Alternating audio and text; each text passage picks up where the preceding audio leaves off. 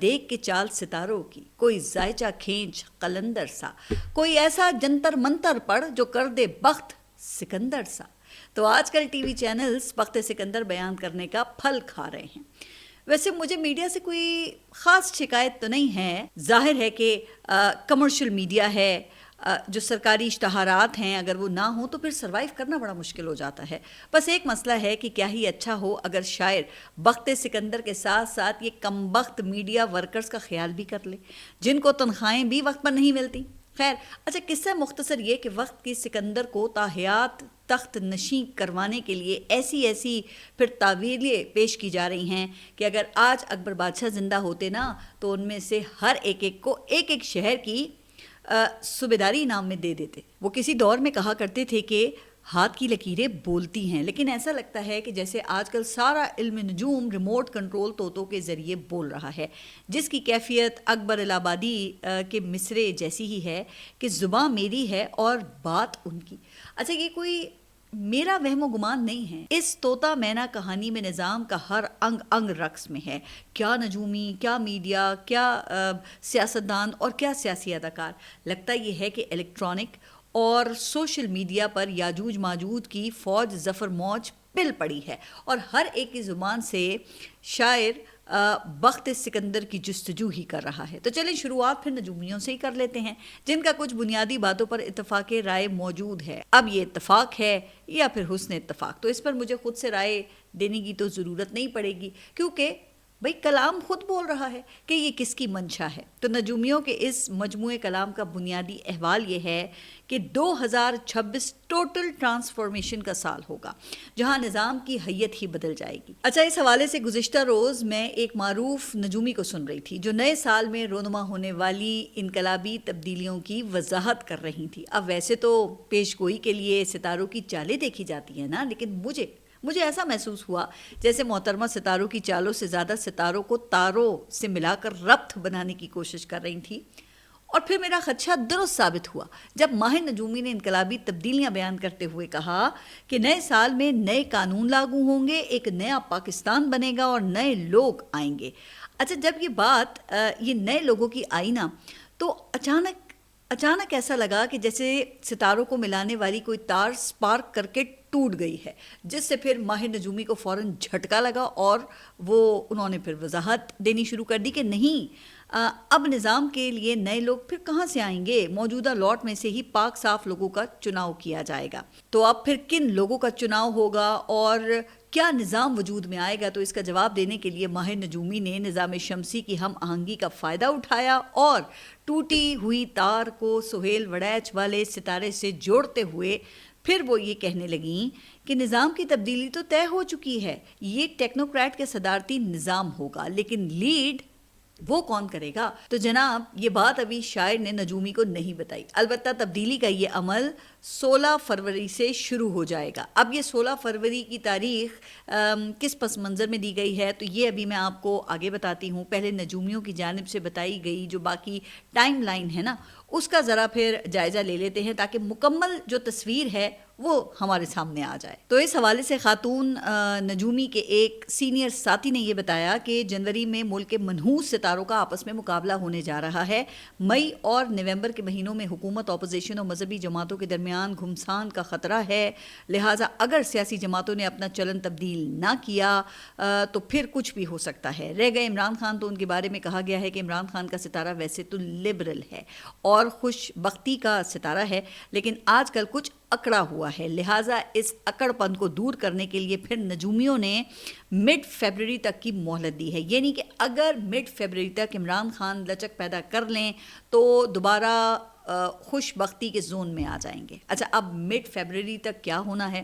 تو یہی وہ وقت ہے جب 8 فروری کو اپوزیشن اتحاد نے احتجاج کی کال دی ہوئی ہے، جس کے لیے پھر سہیل آفریدی وہ اسٹریٹ موومنٹ کی تیاری کر رہے ہیں، اور اس حوالے سے اب اعلان بھی ہو گیا ہے کہ اگلے مرحلے میں وہ 9 جنوری کو کراچی جائیں گے، یعنی کہ عمران خان کے ستارے کی اکڑ ختم کرنے کے لیے اسٹریٹ موومنٹ ختم کرنا ہوگی۔ اب اس سے آپ اندازہ کر لیں کہ نظام کی ہم آہنگی کا عالم کیا ہے اور نجومی کہاں سے بول رہے ہیں.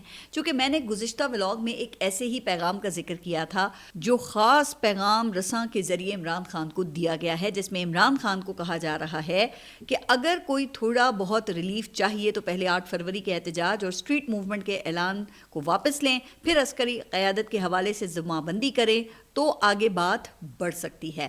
اچھا، اب نوٹ کریں کہ حکومت عمران خان کے حوالے سے کچھ دن پہلے تک کیا دعویٰ کر رہی تھی. تو وہ یہ دعویٰ کر رہی تھی کہ خان صاحب کا تو قصہ تمام ہونے لگا ہے، کیونکہ فیض حمید 9 مئی کے حوالے سے ان کے خلاف گواہی دینے والے ہیں یا پھر اب تک دے چکے ہیں، جس کے بعد ان کا پھر کورٹ مارشل اور پھر لمبے عرصے کے لیے جیل کے اندر ہوں گے وہ. اچھا، لگتا یہ ہے کہ شاعر نے حالات کو دیکھتے ہوئے طوطا مینا کہانی کے اسکرپٹ میں تبدیلی کا فیصلہ کیا ہے، یا کم از کم ایسا تاثر دینے کی کوشش ضرور کی ہے.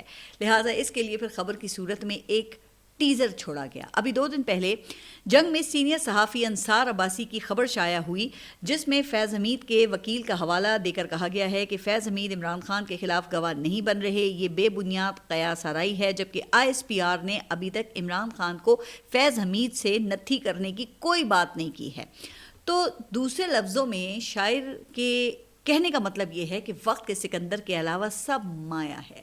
کیا حکومت اور کیا اپوزیشن، ضرورت اور حالات کے تحت لٹکتی تلوار تو کسی پر بھی گر سکتی ہے نا.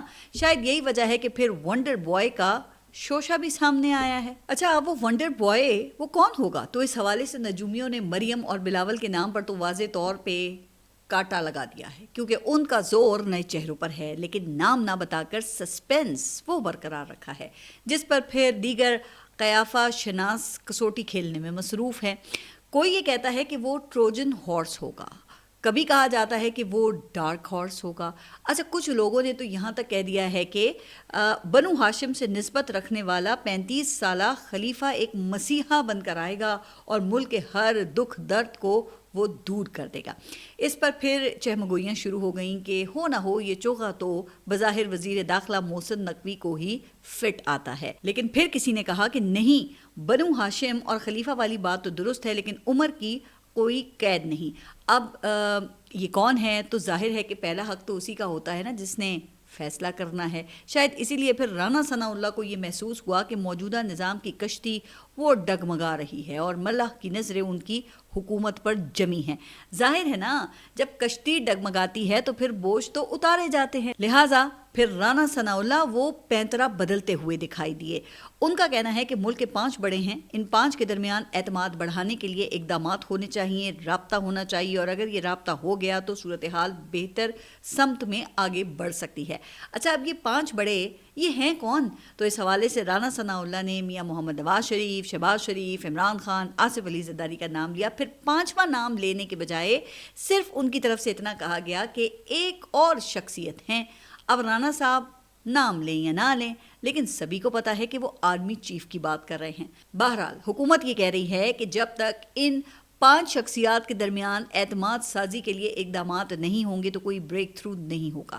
اچھا، جب میں نے یہ سنا تو خیال آیا کہ بھئی اس سے بڑا بریک تھرو اور کیا ہو سکتا ہے، کیونکہ یہی رانا ثناء اللہ اور ان کی حکومت ابھی کچھ دن پہلے تک عمران خان کو فتنہ فساد کا ذمہ دار قرار دے کر مائنس کرنے کی بات کر رہے تھے. اور آپ دیکھیں کہ آج وہی لوگ عمران خان کو پلس کر کے بگ 5 میں شامل کرنے پر مجبور ہیں. تو آخر اچانک ایسا ہوا کیا ہے کہ جنگل کا جنگل ہرا ہو گیا؟ سوچنے کی بات یہ ہے کہ کہاں حکومت کا غرور اور تکبر اور کہاں آج بگ 5 میں عمران خان کی شمولیت. لیکن خیر، اس کے بعد رانا ثناء اللہ نے جو بات کی نا، تو اس سے یہ واضح ہو گیا ہے کہ 5 میں سے 3 کا نام لے کر تو صرف تکلف ہی کیا ہے. معاملہ تو صرف اور صرف 2 کے درمیان ہی طے ہونا ہے، کیونکہ وہ خود یہ کہہ رہے ہیں کہ PTI کی جیل سے باہر موجود قیادت اور حکومت کے درمیان رابطوں سے تو کوئی فرق نہیں پڑے گا. اچھا، انٹرسٹنگ بات یہ ہے کہ اب وہ پیغام رساں بھی ایسی باتیں کرنا شروع ہو گئے ہیں جو عمران خان کو ڈن اینڈ ڈسٹڈ کہہ چکے تھے. ایسے ہی ایک تجزیہ کار کا کہنا ہے کہ اصل میں یہ 2 الفا پرسنالٹیز کی ٹسل ہے، یعنی باقی تو پھر صرف مہرے ہیں جن کی کوئی سیاسی حیثیت نہیں ہے. لیکن خیر، پاکستان تحریک انصاف کے ساتھ معاملات آگے بڑھانے کے لیے حکومت بھی نجومیوں اور پیغام رسانوں کی آواز سے آواز ملانے کی کوشش کر رہی ہے، کیونکہ رانا ثناء اللہ نے بھی تو وہی شرائط دہرائی ہیں نا. اب نمبر 1 یہ کہ پاکستان تحریک انصاف 8 فروری کی ہڑتال واپس لے، اور اگر ہڑتال کی کوشش کی گئی تو پھر پی ٹی آئی کو دھر لیا جائے گا. پھر دوسری شرط یہ ہے کہ جن سوشل میڈیا اکاؤنٹ سے اداروں کے خلاف مہم چلائی جاتی ہے ان کو بند کیا جائے، اور پی ٹی آئی قیادت ان اکاؤنٹ سے اظہار لا تعلقی اختیار کرے. اور نمبر 3 یہ کہ اگر ان اکاؤنٹس کو بند نہیں کرنا تو پھر توپوں کا رخ مخالف سیاسی جماعتوں اور سیاستدانوں کی طرف کر دیا جائے گا. یعنی کہ اگر ان 3 شرائط پر عمل ہوگا تو سمجھا یہ جائے گا کہ پاکستان تحریک انصاف وطن پرستی کی طرف لوٹ آئی ہے. اچھا، انٹرسٹنگلی اس کے ساتھ ہی پھر ایک اور اہم پیش رفت بھی ہوئی. شعبہ نجوم، صحافت اور سیاست کے بعد نظام انصاف نے بھی آواز میں آواز ملائی ہے، اور وہ یہ کہ اسلام آباد ہائی کورٹ نے عمران خان کا ایکس اکاؤنٹ بند کرنے کی درخواست 21 جنوری کو سماعت کے لیے مقرر کر دی ہے. اب یہ جو درخواست ہے نا، یہ بھی ایک محب وطن شہری کی جانب سے ہی دائر کی گئی ہے، جس میں عمران خان کی قید کے دوران جو ایکس اکاؤنٹ سے پوسٹیں ہوئی ہیں نا، اسے غیر قانونی دے کر ہٹانے کی استدعا کی گئی ہے. اچھا، اب یہ وہی ہائی کورٹ ہے جو 1 سال سے عمران خان کی سزا کے خلاف اپیلوں کو سماعت کے لیے مقرر نہیں کر رہی، مگر محب وطن شہری کی درخواست وہ فوراً ٹیک اپ ہو گئی ہے.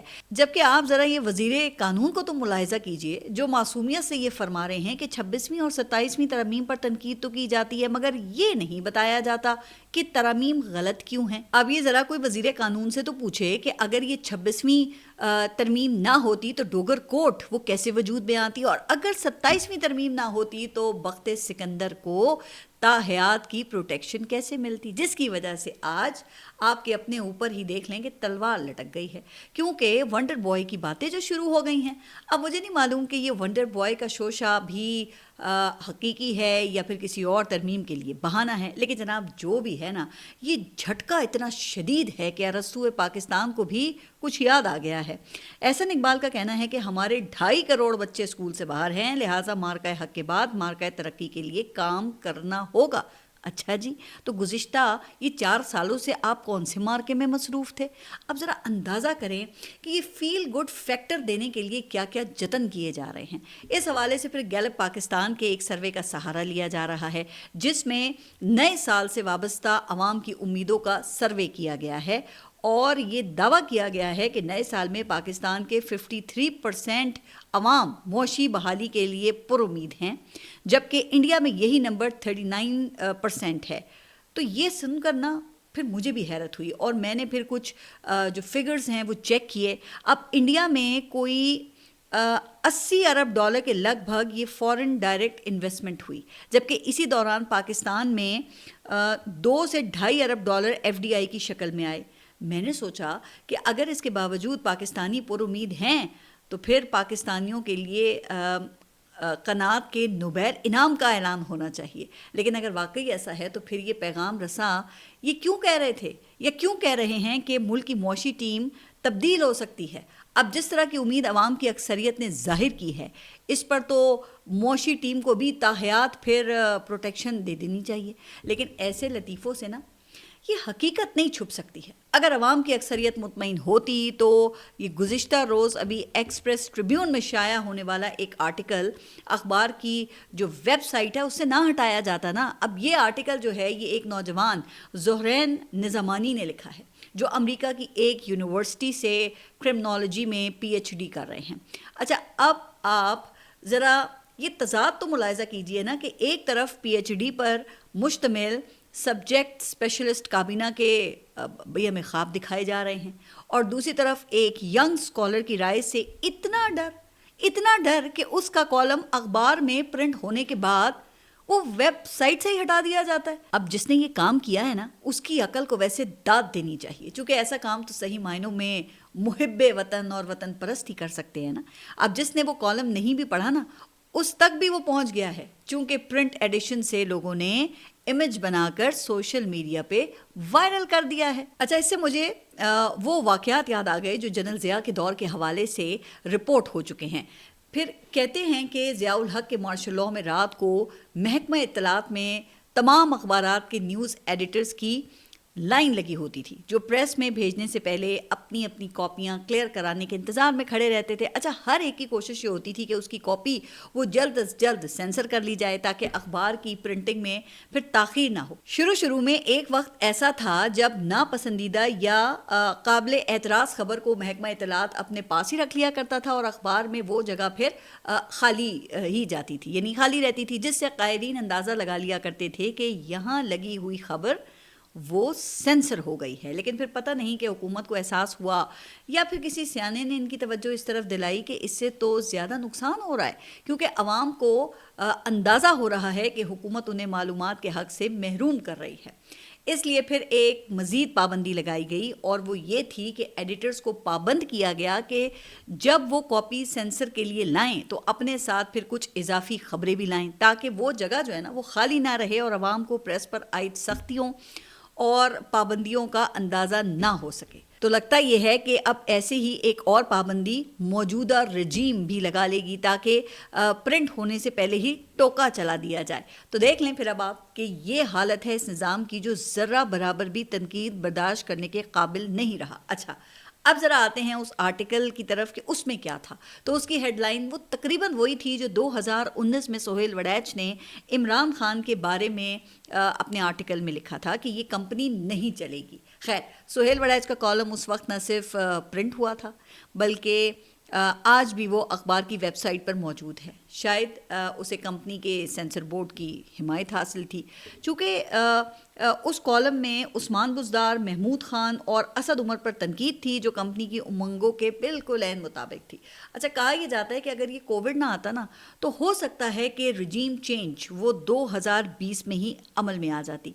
लेकिन खैर, वापस ज़रा उसी आर्टिकल पर आते हैं और देखते हैं ना कि उसमें ऐसा है क्या जिससे मौजूदा रजीम वो इतनी खौफजदा हो गई है। तो जनाब, इस आर्टिकल में राइटर ने ये समझाने की कोशिश की है कि जितना मर्जी जोर लगा लें, स्कूल्स और कॉलेजेस में जितने मर्जी सेमिनार्स करके हुब्बुल वतनी को फ़रोग देने की कोशिश करें, इससे कोई फ़ायदा होने वाला नहीं है, क्योंकि हुब्बुल वतनी का जज्बा कुदरती है जो लोगों को उनके हुकूक देने से फ़रोग पाता है। इसके लिए स्कूल कॉलेजेस में जाने की ज़रूरत नहीं पड़ती, मगर मौजूदा सूरत हाल में नौजवान अच्छी तरह समझ गए हैं कि मुल्क में हो क्या रहा है। अच्छा, राइटर का कहना यह है कि हुब्बुल वतनी के नाम पर जो कुछ बेचने की कोशिश की जा रही है ना, उसका असल मकसद अपने इक़्तिदार को तवालत देना है, तूल देना है। अच्छा, फिर लिखने वाले का कहना यह है कि नौजवान डर के मारे एहतजाज नहीं कर रहे, चूँकि उन्होंने एहतजाज करने वाले अपने साथियों का अंजाम देख लिया है, इसलिए वो मायूस होकर मुल्क छोड़ कर जा रहे हैं। लेकिन 60 और 70 के बाबे ये फिर जान लें कि उनके लिए गेम ओवर हो चुकी है। भले वो पूरे मेन स्ट्रीम मीडिया को ही क्यों ना सेंसर कर लें, लेकिन नौजवानों की सोच को सेंसर नहीं किया जा सकता, क्योंकि जनरेशन जी यूट्यूब और दूसरे प्लेटफॉर्म्स पर स्विच कर चुकी है। और फिर इस आर्टिकल के आखिर में बरसरे इक़्तिदार ताकतवर लोगों को भी खबरदार किया गया है कि तुम्हारे बच्चे मुल्क से बाहर हैं, तुम लामहदूद पावर एंजॉय कर रहे हो, बेहतरीन खुराक खाते हो, साफ़ पानी पीते हो, लिहाजा तुम्हारा हुब्बुल वतनी का बयानिया वो पिट चुका है, इसका कोई ख़रीदार नहीं है। इसलिए जितना जल्दी मुमकिन हो समझ जाओ, वरना आधे नौजवान मुल्क छोड़ देंगे और जो बाकी बचेंगे वो तुम्हारी ज़िंदगी अजाब बना देंगे।